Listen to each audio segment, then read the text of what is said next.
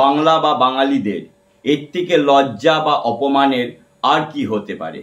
আজকে বাঙালির অহংকার, বাংলার গর্ব, বিশ্ববন্দিত কবিগুরু রবীন্দ্রনাথ ঠাকুরের প্রতিকৃতি বা ছবি পুড়িয়ে দেওয়া হলো এই বাংলার মাটিতে।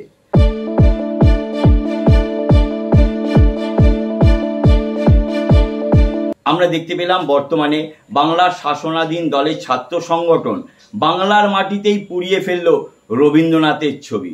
সত্যি এর থেকে লজ্জার আর কিছু নেই এই পশ্চিম বাংলার মাটিতে। আমরা দেখতে পাচ্ছি প্রতিনিয়ত তৃণমূল কংগ্রেস এই বাংলার মাটিতে বাঙালি অস্মিতাকে তুলে ধরার চেষ্টা করছে। তারা ভোটের ফসল তোলার জন্যই যে ওই অস্মিতা জাগরণ, তা আজ মানুষের আজ বোঝার অপেক্ষা রাখে না। কারণ তারা বলছে যে আজকে বাংলার বাইরে অর্থাৎ বিভিন্ন রাজ্যে ভারতবর্ষের নাকি আজকে বাঙালিরা অসুরক্ষিত, অথচ বাংলার মাটিতেই কবিগুরু রবীন্দ্রনাথের ছবিকে পুড়িয়ে দেওয়া হলো শাসক দলের ছাত্র সংগঠনের পক্ষ থেকে। এ কোন অস্মিতা মাননীয়া মমতা বন্দ্যোপাধ্যায় দেখাতে চাইছেন? তিনি এর আগে যখন বাংলার মাটিতে একাধিকভাবে বাঙালিরা নির্যাতিত হয়েছে, অত্যাচারিত হয়েছে, তখন কিন্তু মাননীয়া মমতা বন্দ্যোপাধ্যায় একবারের জন্যও প্রতিবাদে সরব হননি। তিনি মালদা, মুর্শিদাবাদে যখন বাঙালিরা বেঘর হচ্ছিল, নিজের ভিটে ছেড়ে পরবাসীর জীবনযাপন করছিল, তখন মাননীয়া মমতা বন্দ্যোপাধ্যায় তাদের জন্য একটি বাক্য প্রয়োগ করেনি এই বাংলার মাটিতে।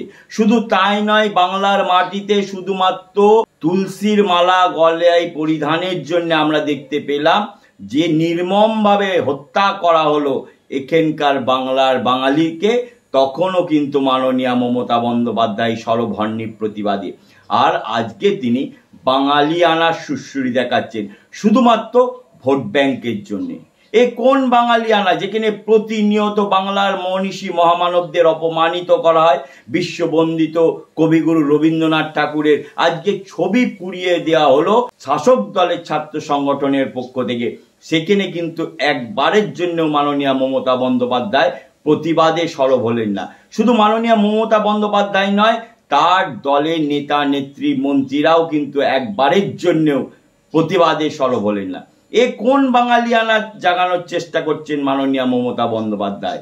আসলে তিনি বাঙালিয়ানাকে সুশ্রুতি দিয়ে ভোটের ফসল উঠানে তোলার লাভেই তিনি ব্যস্ত হয়ে রয়েছে। আর প্রতিনিয়ত চাইছে কিভাবে ভাষার বিভাজন করে জাতি বিদ্বেষী মনোভাব গড়ে তোলা যায় এই বাঙালিদের মধ্যে। কারণ আজকে জাতি বিদ্বেষী মনোভাব গড়ে তুললেই ভারতবর্ষের বিভিন্ন জাতি সম্প্রদায়ের মধ্যে বাঙালিদের সাথে বিদ্বেষের মনোভাব গড়ে উঠবে। এবং মাননীয়া মমতা বন্দ্যোপাধ্যায়ের কৌশল হলো এই বাংলাকে কিভাবে ভারতবর্ষ থেকে বিচ্ছিন্ন করে বাংলাদেশের অন্তর্ভুক্তিকরণ করা যায়। সেই কারণেই তো ভাষাকে কেন্দ্র করে আজকে তিনি জাতি বিদ্বেষী ছড়ানোর মনোভাব গড়ে তুলছেন বাঙালিদের মধ্যে। কিন্তু আজকে বাঙালিদের জাগ্রত করতে হবে। আজকে মমতা বন্দ্যোপাধ্যায় বাঙালি অস্মিতাকে বলছেন, তুলে ধরছেন বাঙালিদের যে ইতিহাস, বাঙালির যে নির্মম করুণ কাহিনী, তাই নিয়ে তথ্যবহুল সিনেমা তৈরি করলেন বিবেক অগ্নিহোত্রী। আজকে বাংলার মাটিতে সেই বাঙালি ইতিহাসকে তুলে ধরার সিনেমায় নিষিদ্ধ ঘোষণা করা হলো।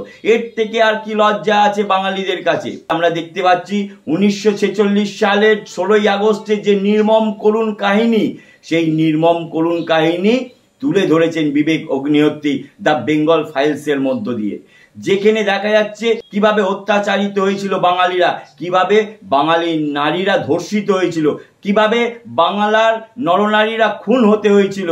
সেই বেঙ্গল ফাইলস সিনেমার মধ্যে, সেই তথ্যবহুল সিনেমার মধ্যে তুলে ধরেছে বিবেক অগ্নিহোত্রী।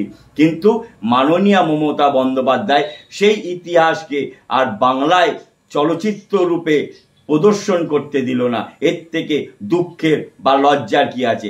আসলে তিনি জেনে গেছেন আজকে বাঙালিরা যদি তাদের করুণ কাহিনী জানতে পারে তাহলে তো জাগ্রত হবে। তাই এই ঘুমন্ত বাঙালিকে আরো ঘুমের ওষুধ দিয়ে ঘুম পাড়ানোর চেষ্টা হচ্ছে মমতা বন্দ্যোপাধ্যায়।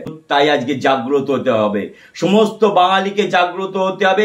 তবেই আমাদের এই বাংলার মনীষী মহামানবদের শিল্প, সাহিত্য, কৃষ্টিকে আমরা রক্ষা করতে পারবো। না হলে কিন্তু বালিচোর, কয়লা চোর, গরু চোর, ত্রিপল চোর, চাল চোরদের কাছেই বাঙালির হিত গৌরবকে বিক্রয় করে দিতে হবে, এইটা কিন্তু সকলের মনে রাখা প্রয়োজন। তাই আগামী 26-এর নির্বাচনে বাঙালির সুশুরিয়ানা দেওয়ার এই রাজনৈতিক মুনাফালোভী তৃণমূল দলকে বাংলার মাটি থেকে উৎখাত করে চিরতরে বঙ্গোপসাগরে নিমজ্জিত করতে হবে। নাহলে কিন্তু বাঙালিদের আর বাঙালিয়ানাকে রক্ষা করা যাবে না, বা বাংলাকে, এই পশ্চিম বাংলাকে রক্ষা করা যাবে না।